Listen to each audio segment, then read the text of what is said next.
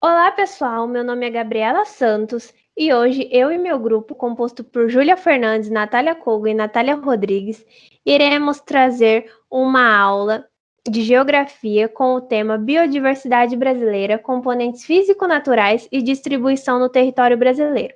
Essa é uma aula proposta pela disciplina de Metodologia do Ensino em Geografia 2, Novas Tecnologias, da Faculdade de Geografia da PUC Campinas.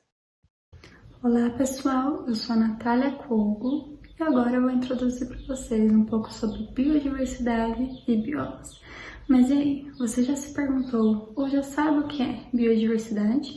Se você respondeu que biodiversidade é o conjunto de todas as espécies e populações de fauna e flora, você acertou.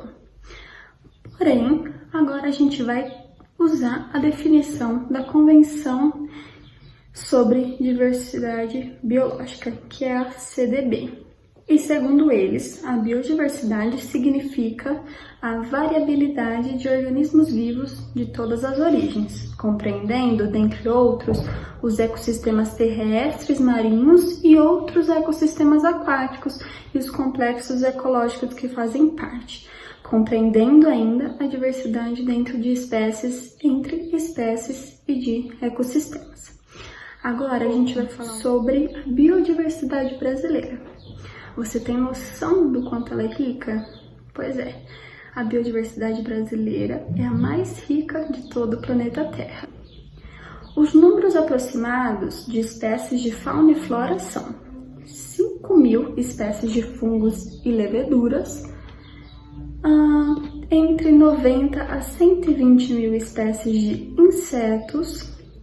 E o Brasil, além disso, tem a maior diversidade de peixes do mundo, é mais de 4.500 espécies. E também, lógico, tem a fauna mais rica do mundo para o grupo dos anfíbios, sendo entre eles cerca de 1.020 espécies. Também tem cerca de 1.900 espécies de aves, mais de 700 espécies de anfíbios e cerca de 105.000 espécies de invertebrados. Agora a gente vai falar sobre bioma. E bioma, você sabe o que é bioma? Bioma é o conjunto de diferentes ecossistemas que possuem certo nível de semelhança. Em relação aos ecossistemas, a professora Júlia ela dará continuidade a esse assunto mais para frente com você. Oi pessoal, meu nome é Natália Rodrigues, eu vim apresentar a parte da distribuição dos biomas brasileiros. Então vamos lá. Bom, de acordo com o IBGE, o território brasileiro conta com 6 biomas continentais: a Amazônia, o Cerrado, a Mata Atlântica, a Caatinga, o Pantanal e o Pampa. O maior deles é a Amazônia e compõe quase metade do nosso espaço territorial, enquanto que o menor, é o Pantanal, ocupa menos de 2% dele. A Amazônia conta com 49,3%, o Cerrado com 23,9%, a Mata Atlântica com 13%, a Caatinga com 9,9%, o Pampa com 2,1% e o Pantanal com 1,8%, como a gente consegue ver aqui no slide 6.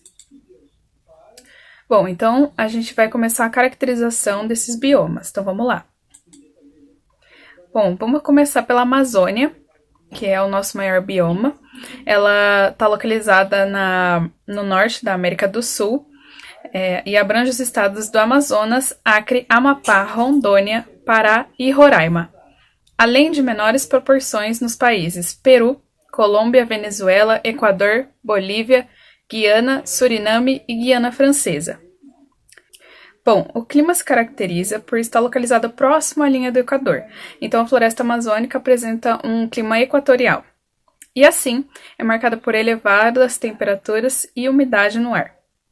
As temperaturas anuais oscilam entre 22 e 28 graus, e a umidade do ar pode ultrapassar até 80%. Outra característica é o elevado índice pluviométrico, que varia entre 1.400 e 3.500 milímetros por ano. Em geral, as estações do ano na floresta distinguem-se por 2 períodos, o seco e o chuvoso. Bom, o solo da floresta amazônica é considerado pobre, com uma fina camada de nutrientes. Porém, o humus é formado pela decomposição da matéria orgânica, ou seja, folhas, flores, animais e frutos. Além disso, é rica nos nutrientes utilizados para o desenvolvimento de espécies e vegetação da própria floresta.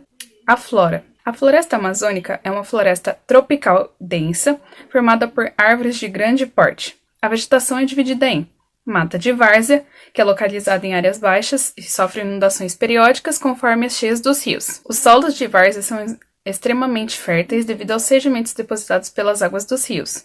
Algumas espécies da várzea são andiroba, jatobá, seringueira e samaúma, que a gente vai ver no slide seguinte. A mata de igapó é localizada em áreas ainda mais baixas e sofrem inundações permanentes. Por esse motivo, encontra-se sempre alagada. Para sobreviver a essa condição, as plantas apresentam estratégias e adaptações diferenciadas. Exemplos de espécies do igapó são vitórias régias, buritis, orquídeas e bromélias. A mata de terra firme é encontrada na maior parte da floresta amazônica e não sofre inundações, por localizar-se em áreas mais altas. A vegetação encontrada é de maior porte, como a castanheira. A fauna. Além da exuberante flora, a floresta amazônica também abriga diversas espécies, como por exemplo onças, sussuaranas, jaguatiricas, peixes-boi, pirarucus, tucanos, araras, jiboias e sucuris. Aqui nós temos dois exemplos da flora e da fauna. Um exemplo da flora pode ser a samaúma, que eu comentei no slide anterior. E um exemplo da fauna seria o peixe-boi da Amazônia. A biodiversidade da floresta amazônica é exuberante e os seus números impressionam. Mais de 1.300 espécies de aves, mais de 3.000 espécies de peixes, mais de 30.000 espécies de plantas, assim como 1.800 espécies de borboletas, 427 espécies de anfíbios, 378 espécies de répteis, até 3.000 espécies de abelhas e 311 espécies de mamíferos. Ainda cabe ressaltar que muitas dessas espécies são endêmicas, ou seja, só existem na Amazônia. Por isso, a conservação da floresta é de extrema importância. A Amazônia Legal. Criada em 1953, a Amazônia Legal é uma área que abrange 9 estados brasileiros: Acre, Amapá, Pará, Amazonas, Rondônia, Roraima, Mato Grosso, Tocantins e Maranhão. Ela compreende cerca de 61% do território brasileiro e tem como objetivo promover o desenvolvimento econômico e social da região. Aqui a gente pode observar a Amazônia Legal e todo o seu perímetro. Em verde, a gente vê o bioma Amazônia Brasileira, dentro do território brasileiro. Em vermelhinho, a gente vê a Amazônia Legal Brasileira. Amarelinho, a gente vê o limite da Panamazônia, que é a delimitação entre os outros países que a Amazônia abrange, a Mata Atlântica. Bom, a localização é considerado como um dos mais ricos biomas do planeta, ou seja, com maior biodiversidade. A Mata Atlântica é a segunda maior floresta em extensão do Brasil, constituída de planaltos e serras. Sua área abrange a costa leste, sudeste e sul do Brasil. Além disso, uma parte do Paraguai e da Argentina. Dentre os estados brasileiros, ela está presente em 17 deles: Alagoas, Bahia, Ceará, Goiás, Mato Grosso do Sul, Minas Gerais, Paraíba, Pernambuco, Paraná, Piauí, Sergipe, Rio Grande do Norte, Rio Grande do Sul, São Paulo, Espírito Santo, Rio de Janeiro e Santa Catarina. O clima da Mata Atlântica é predominantemente tropical úmido, influenciado pelas massas de ar úmidas vindas do Oceano Atlântico. Apresenta também outros microclimas ao longo de sua mata, uma vez que as grandes árvores que compõem a vegetação geram sombra e umidade. Além do clima tropical litorâneo úmido presente na região nordestina, a Mata Atlântica engloba também os climas de tropical de altitude, na região sudeste, e o subtropical úmido, na região sul. Suas temperaturas médias e a umidade do ar são elevadas durante o ano e todas as chuvas são regulares e bem distribuídas. As florestas que compõem a Mata Atlântica são Floresta Ombrófila densa, Floresta Ombrófila aberta, Floresta Ombrófila mista, Floresta Estacional Semidecidual e Floresta Estacional Decidual. Bom, aqui no slide 14 a gente consegue ter uma ideia da localização da Mata Atlântica e um panorama geral em como ela se parece. A flora. Segundo dados do Ministério do Meio Ambiente, Na Mata Atlântica existem aproximadamente 20 mil espécies vegetais, correspondentes a mais de 35% das espécies existentes no Brasil. Estudos apontam uma grande diversidade de árvores por hectare, maior do que encontrada na Amazônia peruana, representando a maior diversidade de árvores por unidade de área do mundo. Encontram-se, por exemplo, bromélias, begônias, orquídeas, ipê, palmeiras, quaresmeira, pau-brasil, cipós, briófitas, jacarandá, peroba, jambo, jequitibá, rosa, imbaúba, cedro, tapiriria, andira, ananás e figueiras. Segundo as pesquisas atuais, 200 mil espécies vegetais brasileiras estão ameaçadas de extinção, sendo que 117 pertencem a esse bioma. A fauna. Da mesma maneira, a fauna é muito rica. Segundo estudos realizados, a Mata Atlântica abriga 849 espécies de aves, 370 espécies de anfíbios, 200 espécies de répteis, 270 de mamíferos e cerca de 350 espécies de peixes. Encontram-se, por exemplo, mico-leão dourado, bugio, tamanduá-bandeira, veado, gambá, a cutia, a arara azul pequena, a lontra, coati, a anta, onça-pintada, jaguatirica, capivara e etc. Aqui a gente vê dois exemplos da fauna e da flora. Um exemplo da flora pode ser a samambaia e um exemplo da fauna pode ser a onça-pintada. Olá pessoal, meu nome é Gabriela, sou aluna da Geografia da PUC Campinas e hoje, para dar continuidade ao nosso tema biodiversidade, vamos trazer agora mais 3 biomas brasileiros super importantes, que é o Cerrado, a Caatinga e o Pantanal. Então, vamos lá! Bom pessoal, então vamos falar agora um pouquinho do bioma Cerrado. O Cerrado é o segundo maior bioma brasileiro, ocupando uma área de cerca de 22% do território nacional. Então, aqui na imagem ao lado, a gente consegue ver que, representado em laranja, essa é a extensão que o bioma Cerrado ocupa no território brasileiro. Então, é uma área bem grande, né? Só perdendo apenas para o bioma Amazônia, que é o maior bioma brasileiro, mas o bioma Cerrado também ele tem uma grande extensão. A sua área incide sobre os estados de Goiás, Tocantins, Mato Grosso do Sul, Minas Gerais, Bahia, Maranhão, Piauí, Rondônia, Paraná, São Paulo e Distrito Federal, além de pequenas partes do Amapá, Roraima e Amazonas. Nesse bioma, a gente pode encontrar as 3 grandes nascentes de importantes bacias hidrográficas do Brasil, como o Tocantins-Araguaia, o São Francisco e o Paraná. E isso faz com que esse cerrado, esse bioma, tenha um grande potencial aquífero, né? Por conta dessas 3 grandes nascentes das bacias hidrográficas. As características desse bioma, as características da flora dele, a sua vegetação, são... A gente tem o predomínio de características savânicas, né? Como a gente pode ver aqui nessa imagem do lado, que há uma árvore com o tronco mais fino, os galhos bem retorcidos, com a casca grossa, que a gente não consegue ver na imagem, mas a casca dessas árvores são um pouco mais grossas. Essa é a vegetação que predomina nesse bioma cerrado. Mas a gente também possui características florestais e campestres. Claro que, como eu falei, é em menos quantidade, mas elas também aparecem nesse bioma cerrado. E por ele estar presente por esse bioma estar presente em área de grande urbanização, áreas com maior quantidade de pessoas, enfim, ele é um dos biomas mais ameaçados de extinção. Ele foi muito degradado e, por isso, hoje, ele é um dos mais ameaçados de extinção e é um dos que existem leis, programas de preservação desse bioma, certo?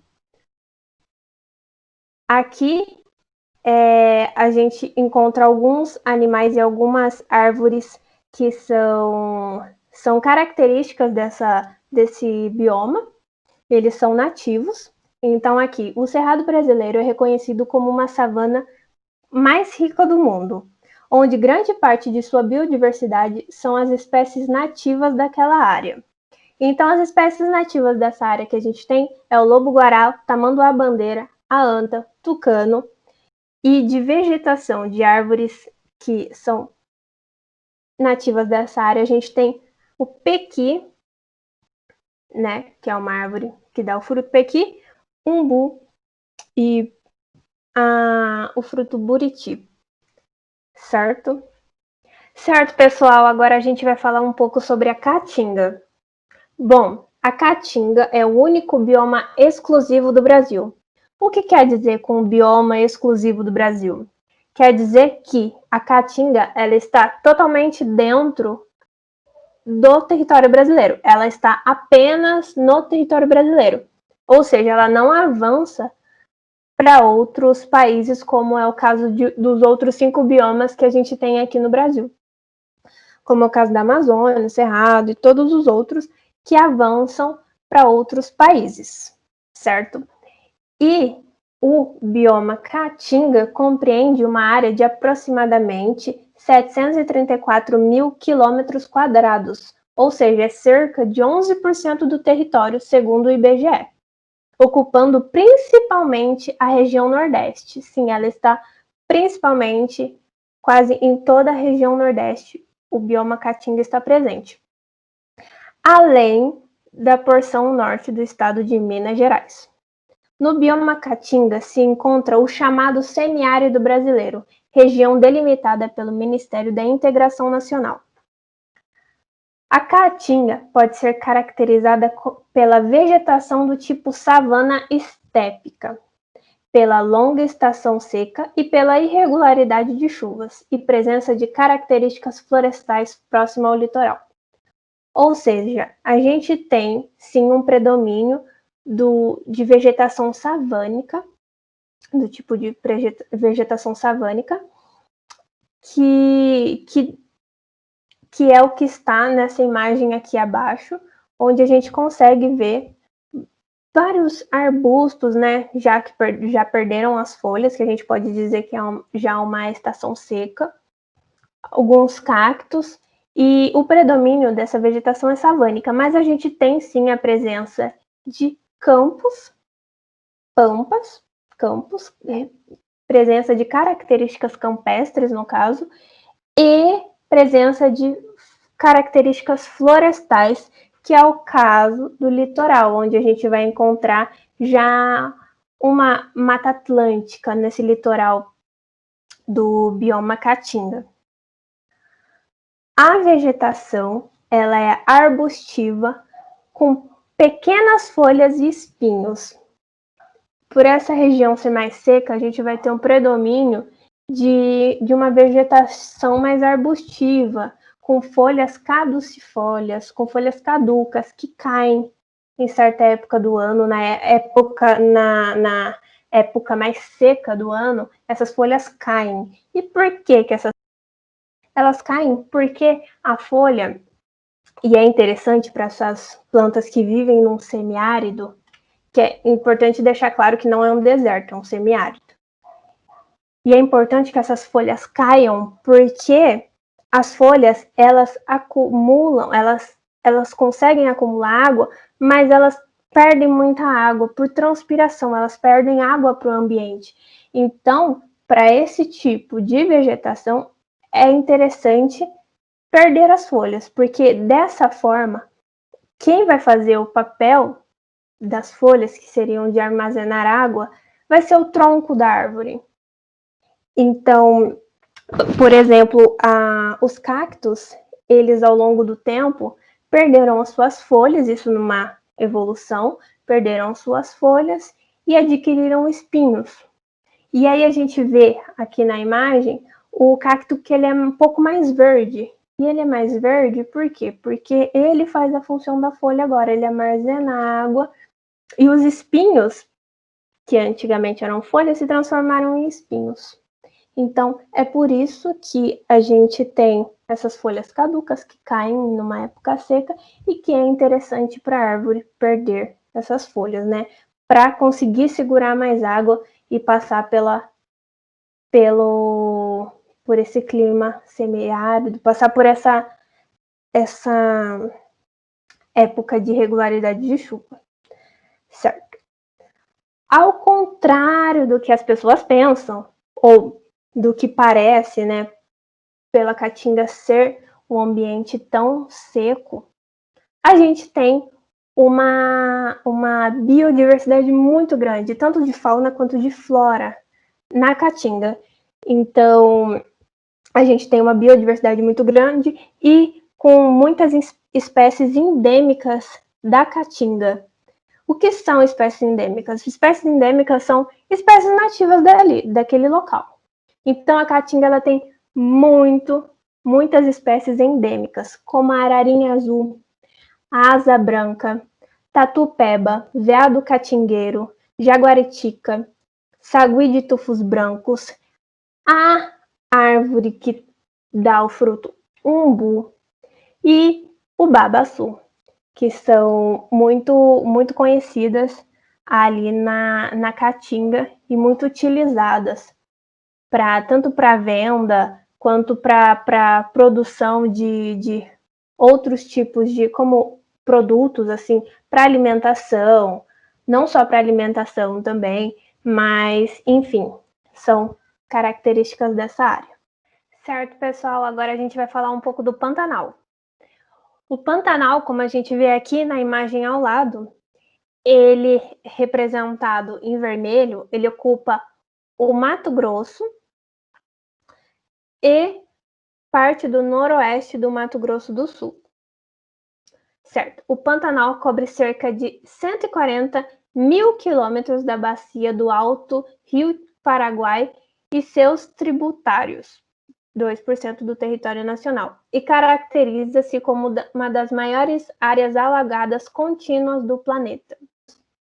O Pantanal é reconhecido como Patrimônio Nacional pela nossa Constituição brasileira, desde 88, como área úmida de importância internacional pela Convenção Ramsar e como reserva da biosfera e patrimônio natural da humanidade pela Unesco. Ou seja, o Pantanal, por ele ser uma área de grande biodiversidade, com tanto de biodiversidade de fauna, de flora, ele é protegido internacionalmente. Não é só importante para o nosso país, mas importante para todo mundo. Enfim, o Pantanal é constituído principalmente por uma savana estépica. Aqui a gente tem que frisar que, assim como o Cerrado e a Caatinga, é uma savana estépica, sim, mas uma savana estépica alagada, em sua maior parte.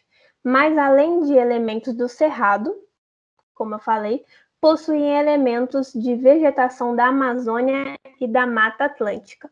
Então, como a gente vem conversando aqui até o momento, ele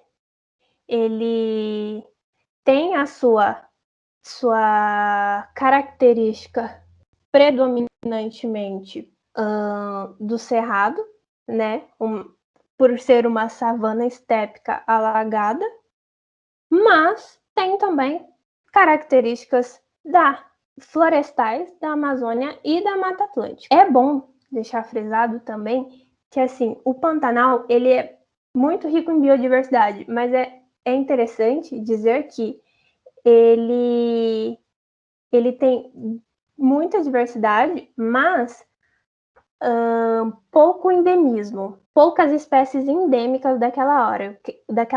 Quer dizer que ele tem muitas espécies que vêm de outras partes do Brasil, né?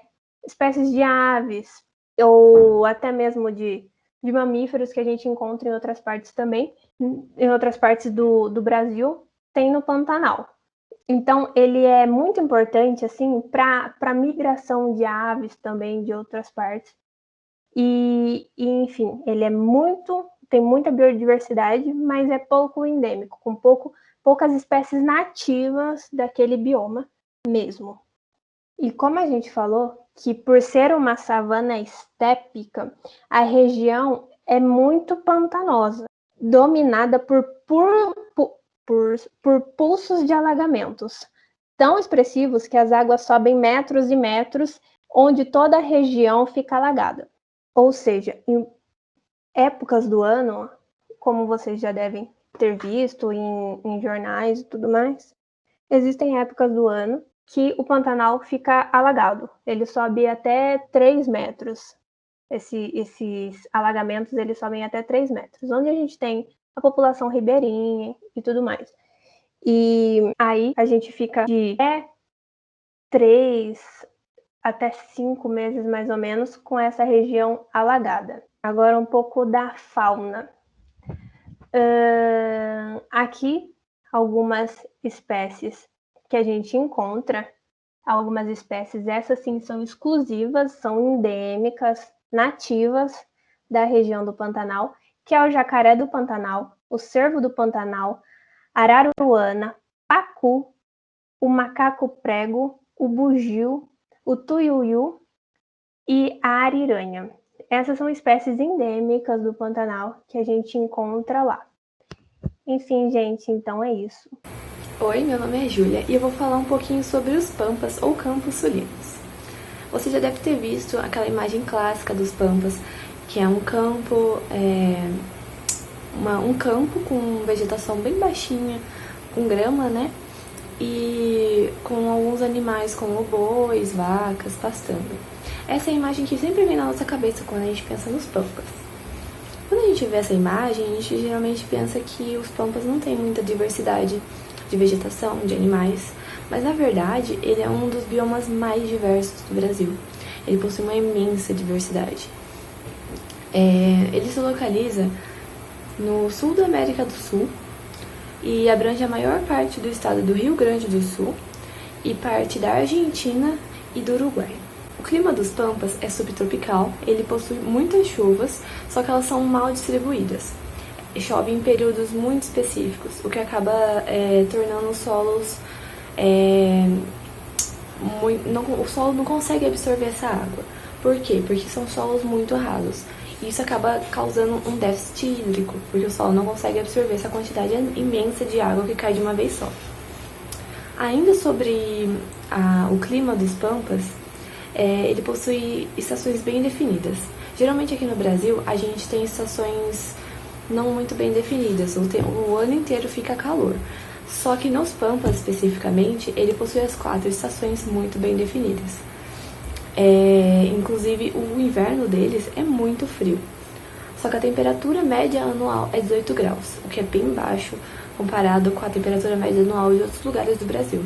Inclusive, em algumas vezes, a temperatura no inverno acaba sendo negativa.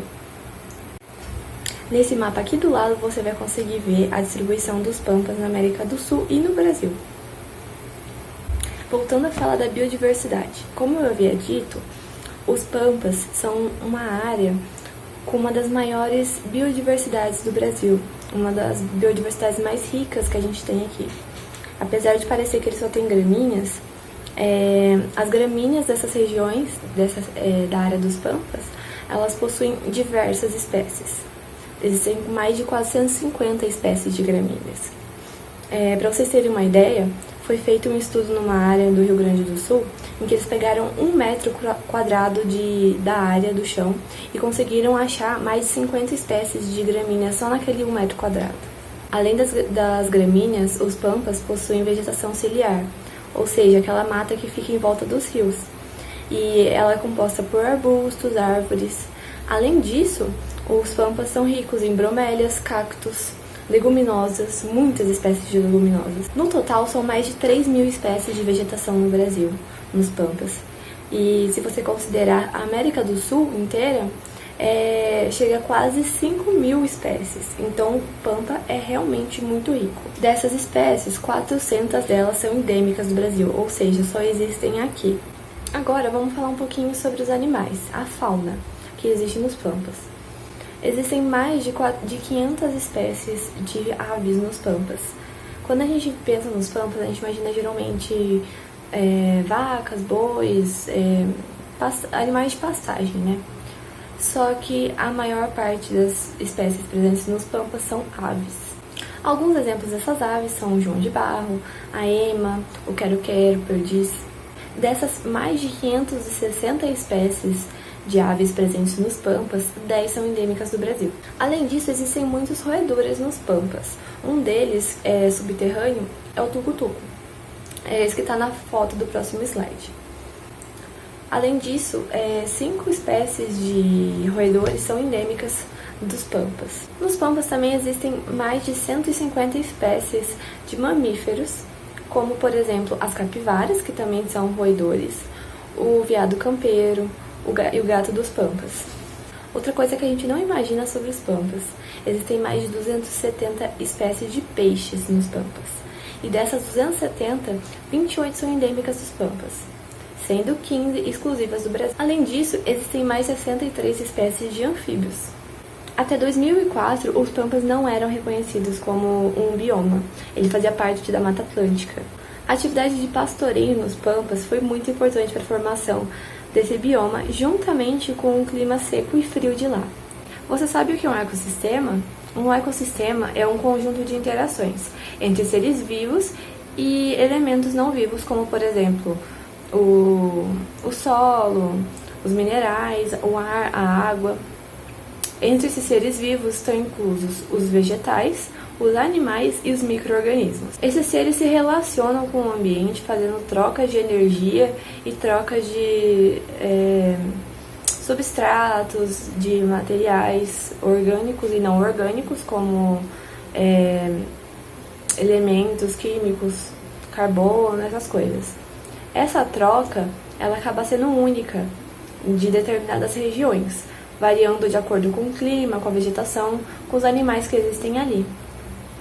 Existem ecossistemas dentro de biomas, como, por exemplo, a mata de cocais, os manguezais, a mata de araucárias, as restingas, e mais pra frente a gente vai falar um pouquinho sobre cada uma delas.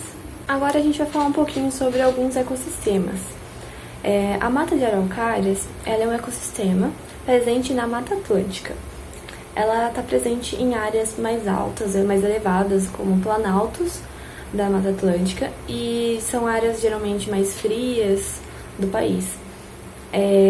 Ela possui esse pinheiro, que é o pinheiro do Paraná, que é uma das características mais clássicas da Mata de Araucárias. Também esse pinheiro, além de ser conhecido como pinheiro do Paraná, é conhecido como araucária e pinheiro do Brasil. Essa é uma das espécies mais antigas do Brasil. A mata de araucária foi intensamente explorada e hoje resta menos de 1% da sua vegetação original. É o lar de espécies como o lobo-guará e a anta, por exemplo. O próximo ecossistema que vamos comentar, a mata de cocais. A mata de cocais, ela é um ecossistema de transição, ou seja, ele acontece entre a floresta amazônica e a caatinga. Então, o clima dele acaba sendo variável. Ele varia entre um clima equatorial úmido e um clima semiárido, dependendo de qual bioma ele está mais próximo. A característica predominante desse ecossistema é a presença de cocais e palmeiras, como o babaçu e a carnaúba. Devido à presença dessas palmeiras e cocais, existe um grande extrativismo na região. Então, as pessoas que vivem ali vivem basicamente do extrativismo dessas palmeiras. Agora, um pouquinho sobre os animais dessa região. Os animais que frequentam essa área, eles vêm da Amazônia, do Cerrado e da Caatinga. Agora a gente vai falar um pouquinho sobre os ecossistemas costeiros, que são o mangue e a restinga. O mangue, ele também de transição, só que ele transita entre o mar e a terra. A sua vegetação é composta principalmente por mangues, que são essas espécies de árvores que crescem com a raiz fora da água. Os mangues possuem muitas espécies animais, sendo elas peixes, moluscos, crustáceos, animais marinhos. E agora um pouquinho sobre a restinga, que é essa vegetaçãozinha rasteira que cresce entre a praia, a área do mar, né, e a parte mais terrestre. Ou seja, ele cresce ali na areia. Inclusive, essa vegetação é muito degradada, porque as pessoas acabam achando que é só um matinho que tá ali. Então, existem lugares que existem multas de trânsito para quem para ali nesse lugar. Você leva uma multa se você estacionar na restinga. Bom, agora eu vou falar um pouquinho sobre o desmatamento nos biomas.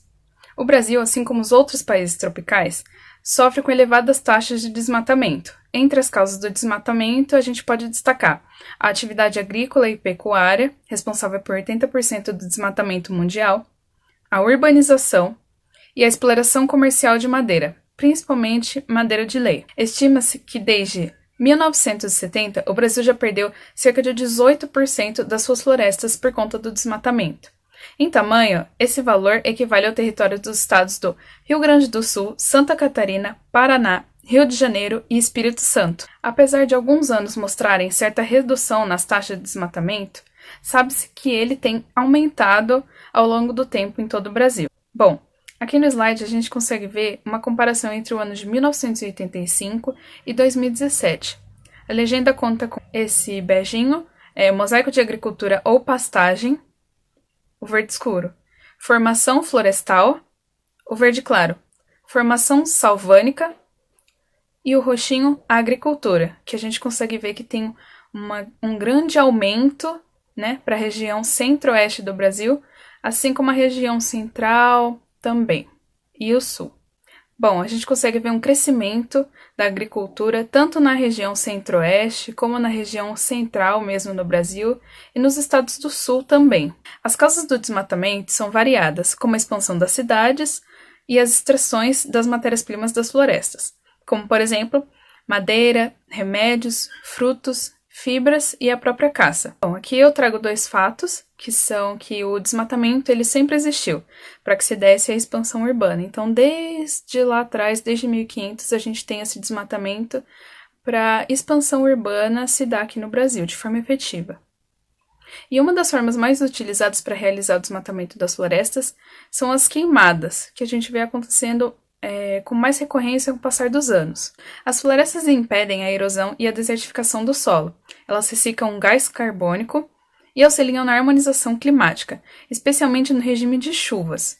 As principais consequências do desmatamento são a perda da biodiversidade, a exposição do solo à erosão, perda dos serviços ambientais, desertificação, aquecimento global e contribuições para a intensificação do efeito estufa, pois o desmatamento libera quantidades significativas de gases do efeito estufa. Por fim, nós criamos um quiz com os temas trabalhados nessa aula. São 7 perguntas interativas para que vocês respondam. Para acessar o quiz, é só clicar em play. Se você não conseguir acessar pelo vídeo, você pode ver aqui na descrição do vídeo no YouTube. Esperamos que goste!